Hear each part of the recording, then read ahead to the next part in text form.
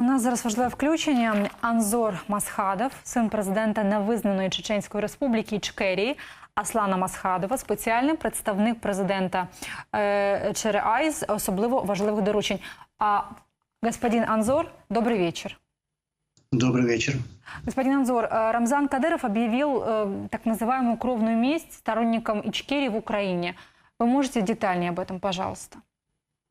То, что я слышал, он ее объявил всем тем, кто критикует его, а также, как вы сказали, объявил по отношению к тем, кто сегодня воюет в Украине против российских оккупантов. Ну, касаясь этого, я скажу, что он это делает не в первый раз. И мне кажется, что его даже замкнуло, и он даже не помнит, сколько раз он это говорил. Видимо, у него ранний склероз. Вот я что скажу по этому поводу. Все, что он может делать, это притеснять слабых, то есть мирных жителей, как он это всегда делал за все эти 20 лет. Больше ничего такого мы никогда не видели, чтобы он так совершил это или другой поступок, а именно притеснял мирных жителей, убивал, пытал. Вот что он умеет делать. Ну и при его виде, при виде этого Кадырова, ну, лично у меня он вызывает только смех и жалость. Господин Анзор, вы знаете, Юлия Латынина написала о том, что именно Рамзан Кадыров сегодня не отправляет своих силовиков воевать в Украину, чтобы в случае, когда Украина победит, у него была армия, и он начал действовать за независимость, естественно. Что скажете? Скажу прямо, он действительно боится за самого себя, за своих родных. То есть он в любом случае попытается как бы обезопасить себя. Поэтому он основные силы не кидает в Украину, а именно собирает из числа мирных жителей под давлением, там, подкупом и так далее.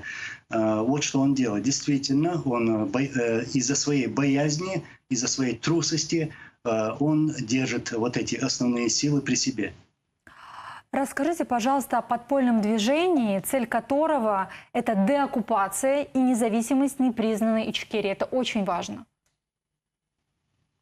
Это очень важно для нашего народа, потому что мы уверены и никогда не теряли надежду, что мы не вернемся в нашу родную Ичкерию. Мы обязательно это сделаем. Мы деоккупируем нашу землю, и будет свергнут этот кремлевский ставленник, этот режим со своим путинским режимом. Вот. Конечно же, все это держится на тех наших бойцах, которые сегодня воюют против русских оккупантов. И, конечно же, параллельно мы проводим политическую и информационную работу для поддержки этого движения. И, соответственно, мы готовимся к тому дню, которого мы ждем, о котором я говорю, когда мы вернемся домой и уже начнем то, что ждет от нас наш народ. Господин Анзор, я, конечно, не могу вас не спросить об успехах чеченских батальонов в Украине, потому что действительно несколько чеченских батальонов воюют за Украину, поддерживают Украину, и большое спасибо за это. Действительно, самые известные батальоны Джохара Дудаева, шейха Мансура. Расскажите об этом, потому что для нас, для украинцев, это очень важно, и мы благодарим за поддержку. Я буквально недавно был в Украине, познакомился со всеми нашими бойцами, о которых мы сейчас говорим.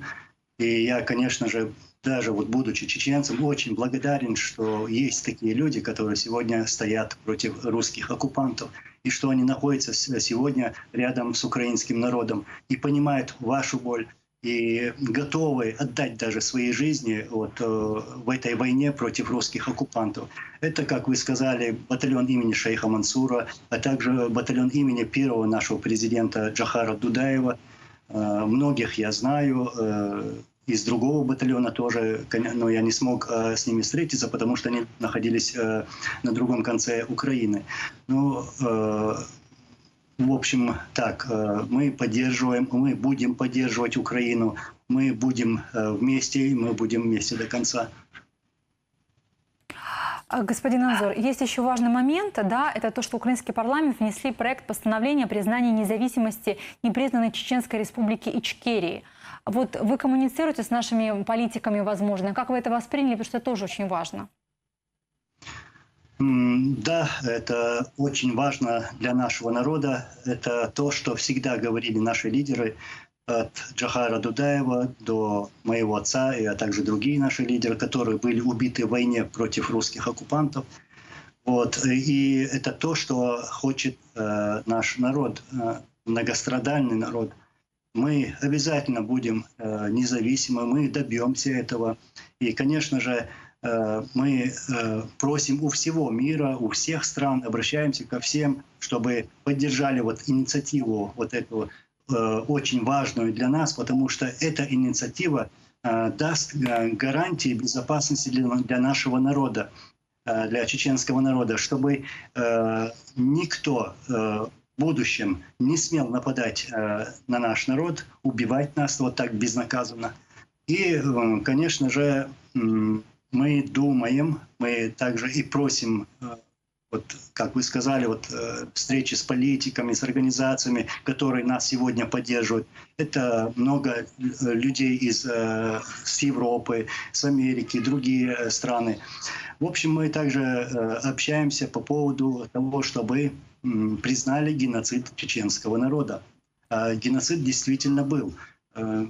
За вот последние 30 лет мы видели на себе, испытали на себе 2 войны. И за эти 2 войны было убито более 300 тысяч мирных жителей. Это ужас, это кошмар, это не передать словами то, что у нас происходило на чеченской земле, то, что вытворяли вот эти русские оккупанты.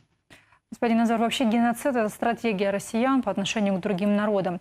Очень важный момент. Я знаю, что вы живете в Норвегии или там сейчас временно находитесь. Какое отношение к россиянам в сегодняшний момент в Европе и за границей? На данный момент я в передвижениях, потому что я встречаюсь с нашими согражданами, с чеченцами, и мы обсуждаем все эти темы. И во время этих встреч, вот этого передвижения там, в Германии, в Австрии, во Франции, в Норвегии, в Скандинавии, я вижу вот понимание того, что происходит сегодня в Украине. Я рад, что вот европейцы и люди во всем мире сегодня открывают глаза и видят, от кого исходит эта угроза. От кого исходит эта угроза. И считаю, что, вот, что русские, что они заслужили то, что они получили сегодня. За свою пассивность и за безразличие к воинам, которые навязывала Россия. Вот то, что сегодня происходит в Украине, как русские убивают украинцев, это не должно быть остаться вот безнаказанным. И я считаю, что нужно блокировать все, что связано с путинским режимом, а также с его ставленниками. Вот именно и про Кадырова я говорю. Блокировать даже тех, кто поддерживает вот эти режимы. Господин Анзор, рядом со мной политик украинский Кіра Рудик, она бы хотела тоже высказаться. Пане Анзоре, я буду говорити українською, але я впевнена, що ви зрозумієте. Я від імені українського народу хочу подякувати вам і тим представникам чеченського народу, які борються зараз разом з нами. Це надзвичайно важливо, ми завжди пам'ятатимемо це. Завжди.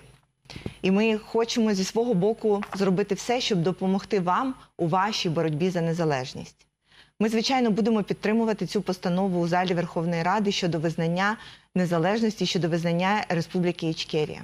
Але я думаю, що історія навчила нас, що не заяви і не міжнародні визнання роблять вільний народ вільним і незалежну країну незалежною. Цю незалежність ми виборюємо кров'ю. І я дякую всім, хто допомагає нам виборювати наш суверенітет своєю кров'ю. Це надзвичайно важливо, це зв'язок, який ніколи не зламати. Плече, яке підставляє тобі друг під час складних часів, та можливість боротися разом. Я вдячна вам за все, і я хочу сказати, що ви можете розраховувати на нашу підтримку. Дякую і слава Україні! Господин Анзор, Слава Украине. мы Слава.